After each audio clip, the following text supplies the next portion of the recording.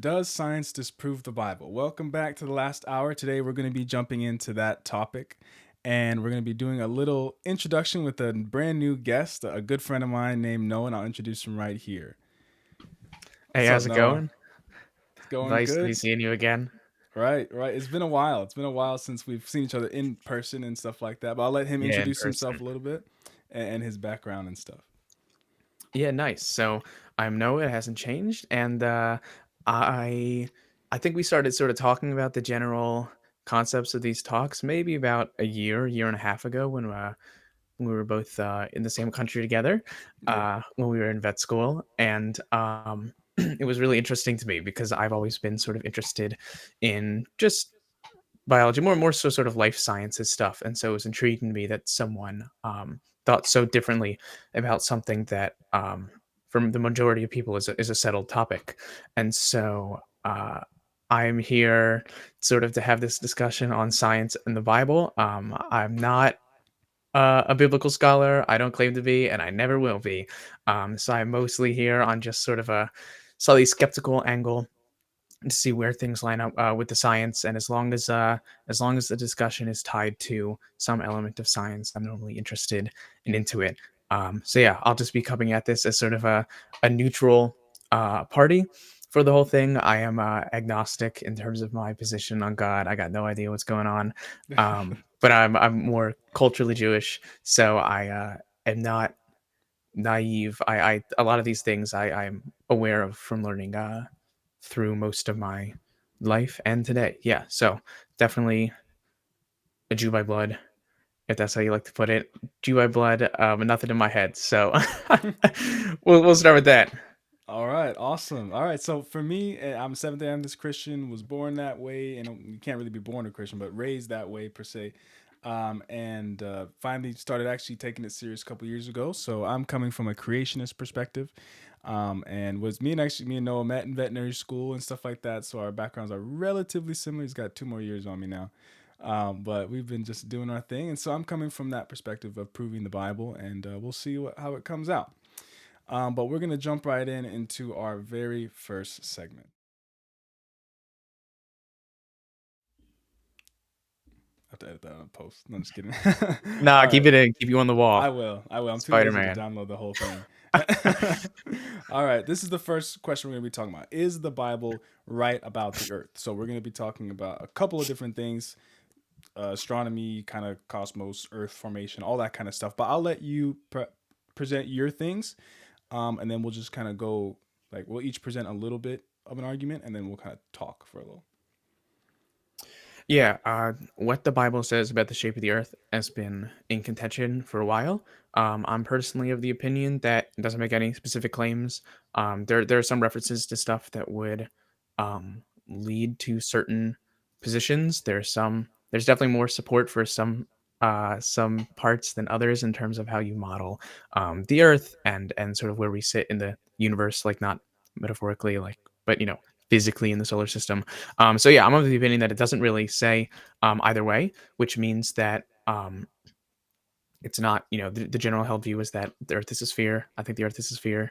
Most people think the Earth is a sphere. So I'm not of the opinion that the Bible says that it is flat, but I'm also not of the opinion that it says it's spherical. I don't think it takes a definitive stance, but it is interesting how much um, people use the Bible to justify their flat Earth views. We can get it like the history Right. of sort of the modern flat Earth movement was for about 150 years pretty much led by biblical literalists that use the Bible to justify their um, positions. And it's really interesting. We'll see how much time we have to do whatever, but there's a ton of parallels between. Ready? This is gonna sound familiar. There's a ton of parallels between people that think that science is spreading the misinformation of a spherical Earth in order to cloud the true truth of the Bible and to lead people away from the Word of God and into man-made science. So that should sound a little bit familiar. So some of the arguments overlap.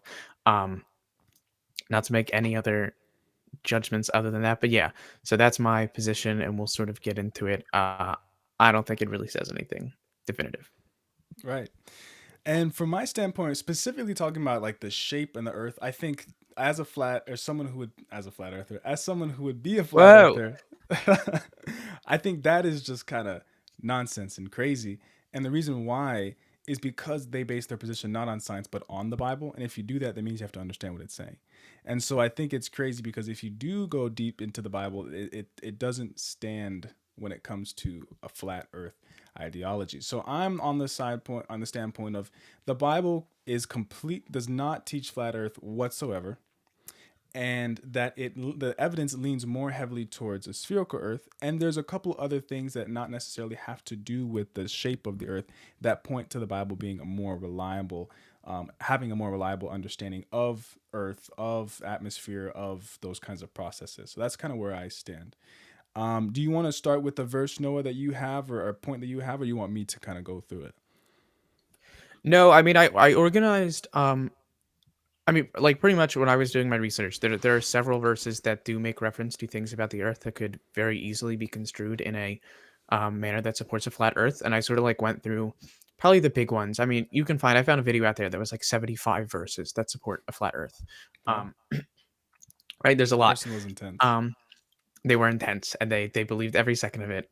I bet. So I like went through and sort of found ones that I think are more clearly seen as metaphor and a symbolism, and sort of Right. like aren't great ones. And then there's some of that like closer. Like so, if you wanna, I can give you specific Yeah, verses if you'd like. let's do that. We We can can pull them do all up.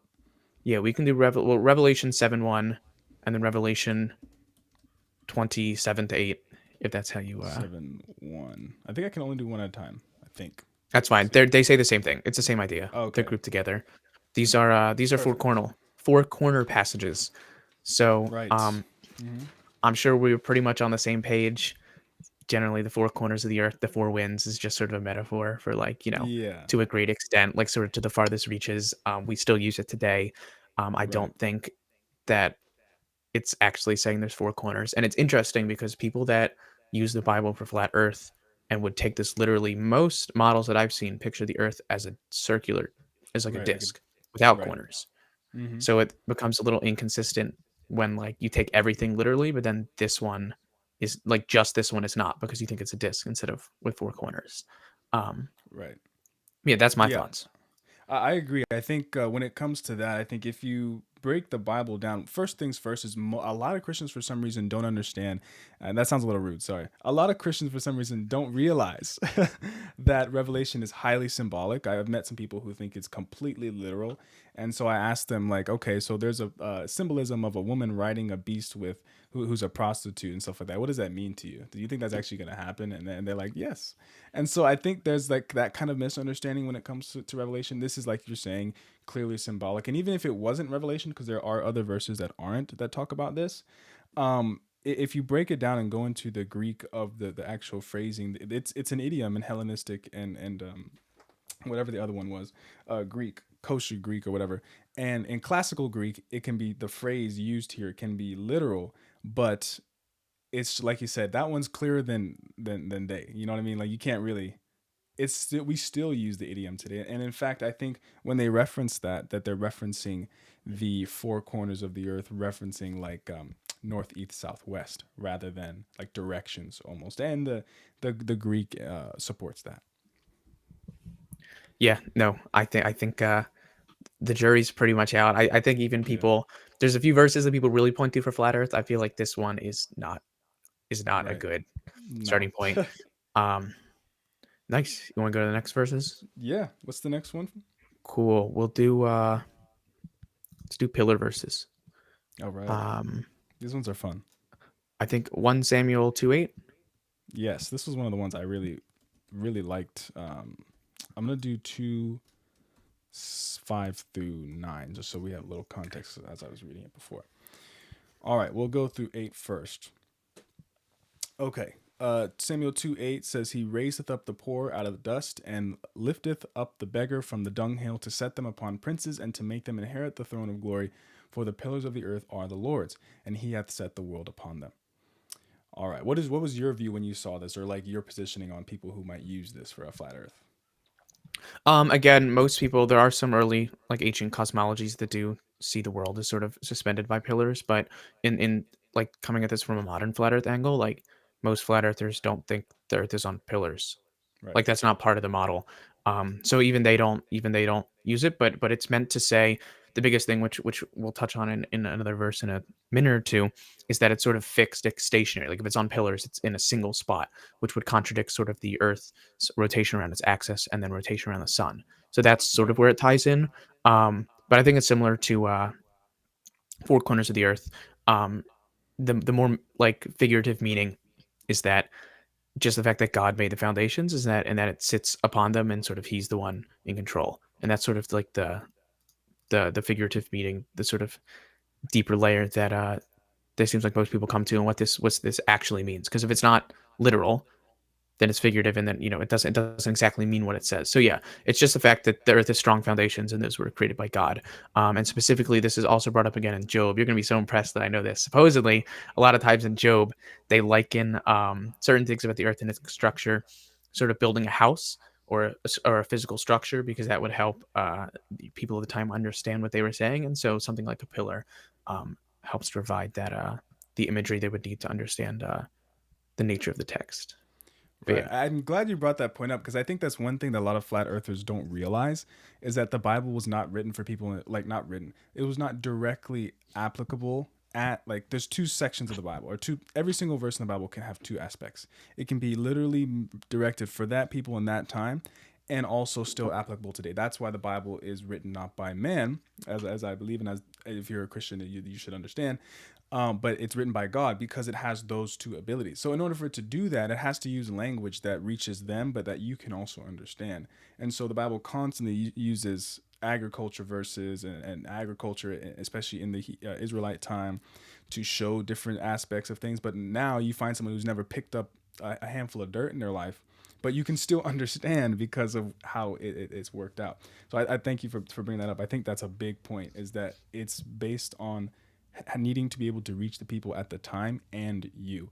And I think for this one particularly, all you have to do, in my opinion, to know whether or not it's speaking literally or speaking even about the earth in general, is uh, is looking at verse 7 first and seeing the parallelism and seeing the poetic nature of the verse. It says, "The Lord maketh the poor and maketh the Lord maketh poor and maketh rich. He bringeth low and lifteth up." So already we're having this kind of poetic imagery of rising up and falling down. And then it says, "He raiseth up the poor out of the dust and lifteth." So again, this lifting. So this clearly there's this imagery that they're trying to portray or put in our minds from the dunghill to set them upon the princes and to make them inherit the throne of glory. For the pillars of the earth are the Lord's, and He hath, set the world upon them. So I think because of the imagery of what we're talking about, because of the words that are used, it is abundantly clear. Oops. It is abundantly clear that it's being used to represent the strength of God that he picks up and he puts down and stuff like that. So, yeah, I think that one's pretty clear as well. Yeah, I will say, and I'll say this a lot, now that we've gone through both of them, and they do both kind of make reference to shape of Earth or whatever, that neither one should really be used to support a flat Earth, but neither of them explicitly support a round Earth either. Like, there's nothing in here that really makes, if we're taking them with sort of these metaphorical meanings, there's nothing that makes any reference to the shape of the Earth at all. So, Right. just to put it out there. I was gonna, well, up to you if you want to pull this one up. There's a couple verses. It's similar to the four corners about the ends of the earth or the edges of the earth. Um, Mm, I should have brought that up with the four corners. It's the same idea that these are just expressions that we use today, and it right. just means to like a great extent. Like it's not actually like referring to actual edges of the earth. Right. Um, I agree. Go. yeah, so I think it's interesting that um, to the ends of the earth and the four corners of the earth generally mean the same thing. They're both used as idioms today. Um, but in terms of supporting a flat earth, four corners of the earth is seen as not as literal because it's pictured as a disc, but the edges of the earth is meant to be literal, even though they're used in the same context. So there's a little bit of internal inconsistency between certain phrases that are idioms when they're applied literally and not. Um, let's do something a little more controversial. Um, let's do the foundations one. This Awesome. All right. is either Psalm 96:10 or Psalm 104:5. Excuse me. Let's go to Psalm 104:5. Let's try that one. Yeah, that's the classic. All the homies love Psalm 104:5. All right, let's see here. It says, "Who laid the foundations of the earth that it should not be removed forever." Okay, so for me, and I'll just go first on this one. I'm gonna, as you talk, I'll expand the verses so we go a little bit before and a little bit after. But if I just read this verse without anything, I would think that it was speaking, and maybe there's some bias in this. I hope not. But I would think that this is referencing something that's immovable, like, let's say I stand up and say, "No one's gonna move me from this position." Not like I'm actually not able to move, just because it sounds. It says, "Who laid the foundation of the earth that it should not be removed." Removed is Yeah, interesting. yeah, that's I there's probably another verse I think that says it. Maybe I have it slightly differently on mine. I think it's still KJV. Um, Mm-hmm. it says he set the earth on its foundations; it can never be moved, which obviously changes it. Um, Right. but yeah, Let's open up the Psalms because this is we can break it down right now and see if we think that this is referencing kind of what do you call it, astrological, I don't know, it's statement or cosmology. cosmic. Thank you. Yeah, I'm not that. Okay, so it says in 3, "Who layeth the beams of his chambers in the waters." So who maketh the clouds his chariot. I think we're thinking symbolic right now. Who I would think walketh so. upon the wings of the wind. I think so too. Who maketh his angels spirits, his ministers a flaming fire. Who laid the foundations of the earth that it should not be removed forever. So to me, it sounds like before we're talking about all the things that he is establishing, like just how great God is, and how he makes the clouds, he walketh, he does this and this and that, and then it says he laid the foundation of the earth that it should not be removed. Thou coverest with the deep as with a garment. So with that's very clear, obviously symbolic, and the waters stood above the mountains. And obviously we can say the waters are not above the mountains and stuff like that. So and at thy rebuke they fled, and at the voice of thy thunder they hasted away. And this actually, now that I read it, might be referencing the flood. For Um, sure. but yeah, I think you can take this, especially considering verse 3 and 4, that it is symbolic. And for it to be literal, you would have to bring a couple things to me. Like a flat earther would have to bring some things to me, some other verses that would stand a bit stronger than this. Yeah, I'm curious. Can you do Psalm 96:10? I'm curious if it has the Yes. same verbiage. 96. I'll do 96, let's say 8 through 11 or 8 through 12. Yeah. Oops. Oh, it's charge again, by the way. Well, we'll see. We'll just pray that that It figures. must be a problem with your cord. It must be going in and out. Yeah. We'll see. You never know. It might last forever. Things like that 8 days happen and 8 sometimes. nights. Yeah. Okay. Psalms 96, 8 through 12 says, "Give unto the Lord the glory due unto his name. Bring an offering, come into his courts. O worship the Lord in the beauty of holiness. Fear before him fear before him all the earth. Say among the heathen that the Lord reigneth, that the Lord also shall be established, that the world also shall be established, and that it shall not be moved. He shall judge people righteously. Let the heavens rejoice, let the earth be glad, let the sea roar and the fullness thereof." How do you view that? I'll let you go first. It's a lot less clearly figurative. It seems like a lot of declarations. It's a lot of like Mm-hmm. what is happening in a lot of it. It's let the like not obviously the heavens aren't literally rejoicing, but it's as like it's more direct. It's let the heavens rejoice, let the earth be glad, worship the Lord. They're more like commands. So say among the heathen that the Lord reigneth. Um, so it's not as clear. Like he shall judge the people righteously. Like that's not figurative. I'm assuming you Right. believe that's literal. Like he judges the people Mm-hmm. righteously. Like that's the thing. So, um, like you're supposed to tell the people that the Lord reigneth, that the world shall be established, that it shall not be moved. So that is um true. Um and if you are taking shall not be moved to is not rotating around its axis or around the earth, I think we could kind of agree that as of right now the earth is moving a hell of a lot. Yeah. It would probably contradict that. Um so it's a bit closer.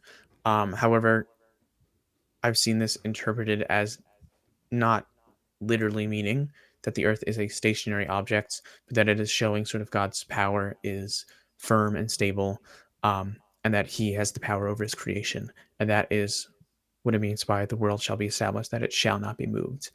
To be fair, that one, now we're getting sort of gray territory. You have to take a little bit more steps in context to sort of arrive to that conclusion.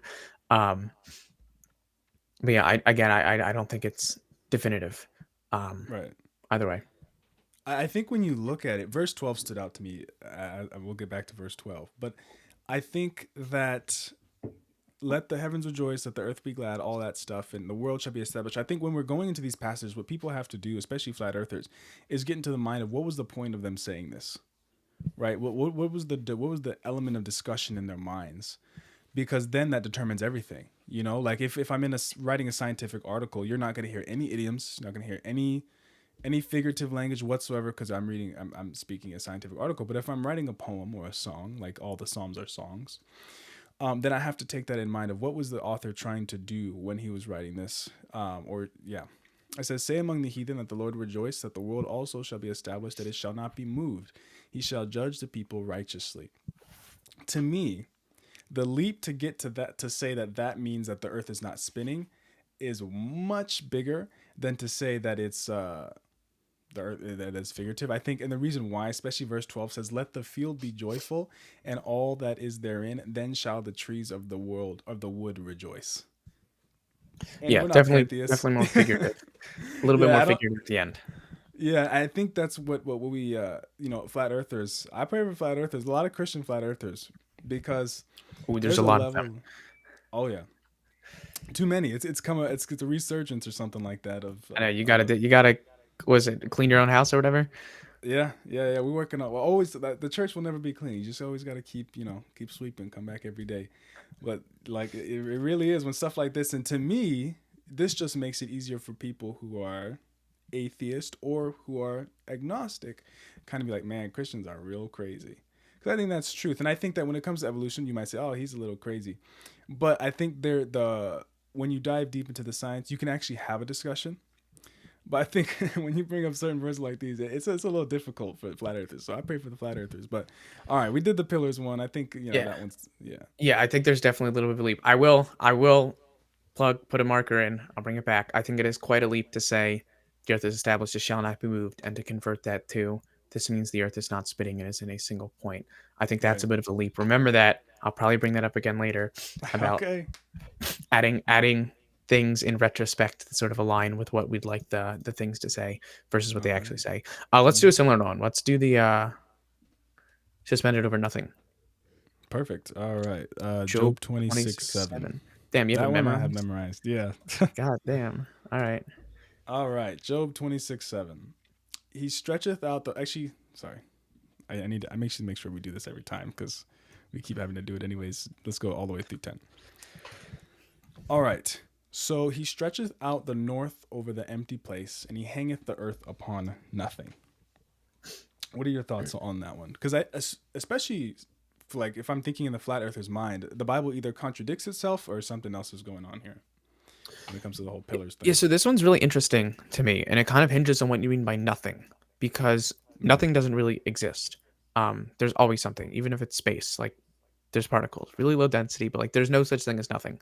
Um, so obviously, the spherical Earth people love to point to this because they're like, look, suspended over nothing. Like the Earth is suspended; it's held in its gravitational pull on the sun. Like it's not being held up by anything. Um, to be fair, a flat earther in the like more common model, in their model the earth is also suspended over nothing because the earth is the center of the universe. It is the bottom, there's nothing underneath it. Like it is held up sort of like it is the flat earth is normally geocentric, so like it is like sort of the center of the universe. So in a certain way there is more nothing that is being suspended over in the flat earth model than there is the round earth model. Like I don't think that it really swings one way or another. um and again, looking through the thing, sort of, it's just sort of like saying what he's doing, and part of it seems like it could be literal, sort of like he stretched out the north over the empty place, but then like stuff like he holdeth back the face of his throne seems.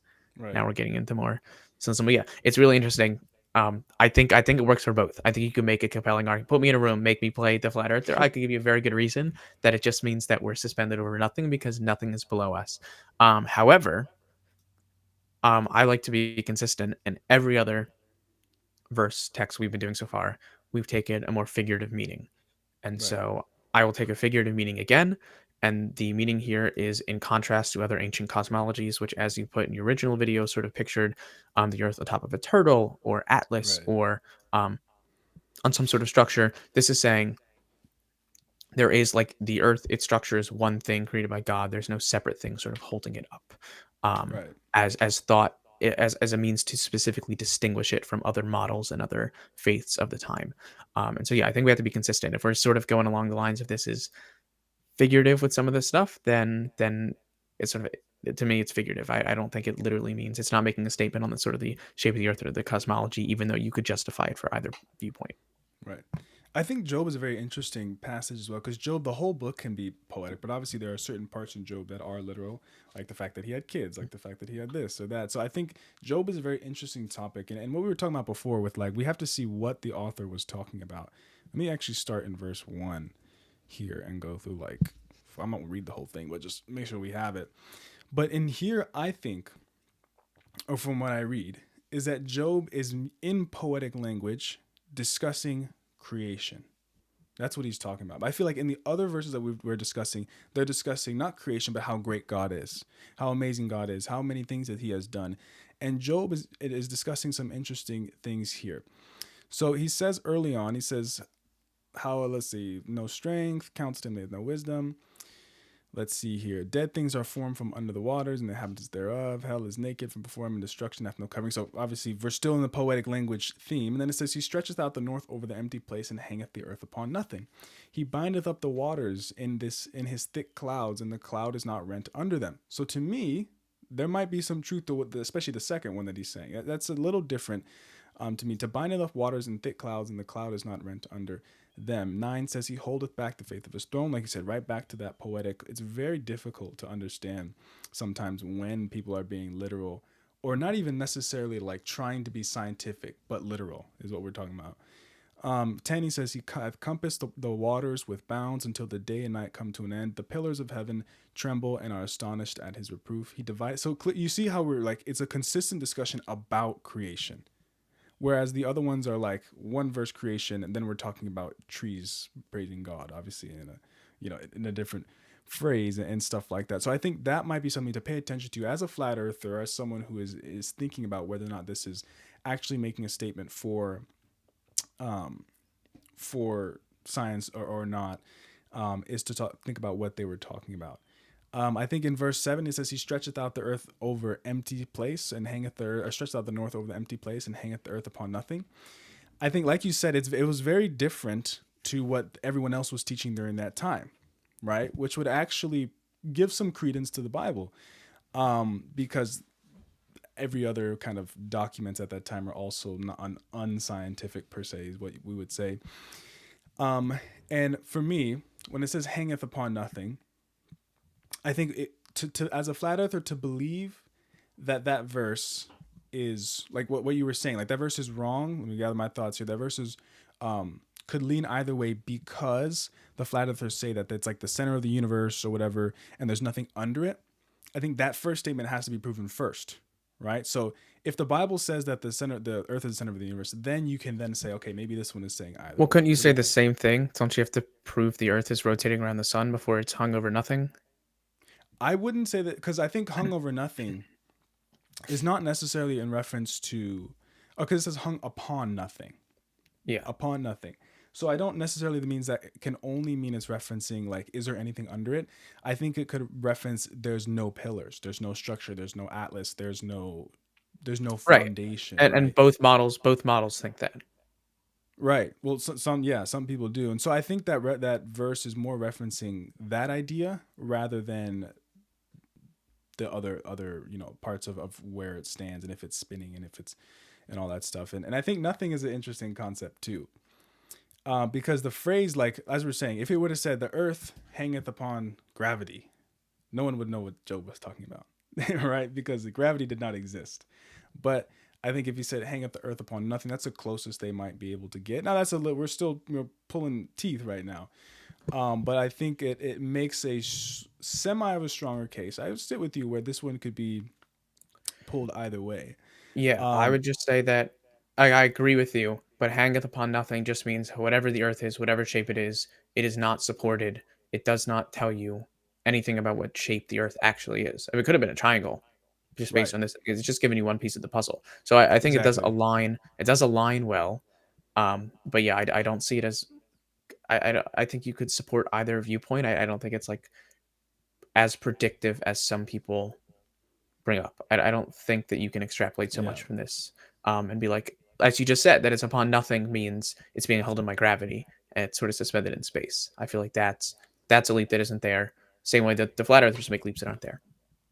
Right. And I think you could argue both sides. So I'd sit with that. I'd say that you could argue both sides. And I would say, out of all the discussions of the scientific parts, and this is outside of creation, because I think creation is its own special scientific discussion, creation, evolution. But I think outside of that, if we were to pick the weakest point that people have used to try and say the Bible is scientifically accurate, I think it would be the whole is the earth a sphere? Not is the earth flat or not, but is the earth actually like but does the Bible say the earth is a sphere? I think that's one of the worst ones. But I think that I personally think that this could be semi used to say it was hung upon nothing, whereas the people, because we have to think as well, like not necessarily where we stand right now, but where the people stood at that time. This is thousands and thousands, this is Psalms, thousands of years ago. And where the ancient people thought, where it was not stood hang upon nothing, it was hung on the back of Atlas and stuff like that, and see where the Bible may have been ahead of its time. um yeah, we're gonna get back to Job later on, I think, but we can move on from that. But I sit with you where you say I think this one could be either or. Yeah, yeah. I think it goes either way. It definitely can align. To me, it just doesn't make sort of like it's sort of picking pieces to build a case. It doesn't say anything about the shape to me. Right. Is really what I'm missing for it to have any Mm-hmm. predictive power. The only other one I have some others, but like for the sake of time and everything, the only other one I'd really want to get to is the the big one, which is Isaiah 40:22. Love that one. Um, All right. this is like this is in my opinion the only one that makes any clear reference to the actual shape of the earth, right? Right. In both models, there are things that need to be true for everything else to work. So for the earth to rotate around the sun, it needs to be a ball, and vice versa. This and so you can sort of find pieces that align, but this is the only one that makes any Right. real um definitive claim potentially about the earth. Um, so I will say I will disagree with you a little bit. We've mostly been in agreement the whole time. I think, and you can correct me if I'm wrong, that when you first brought up this verse and how it supported the idea of a spherical earth, you read, "He sits upon the circle of the earth," and you sort of substituted circle with globe.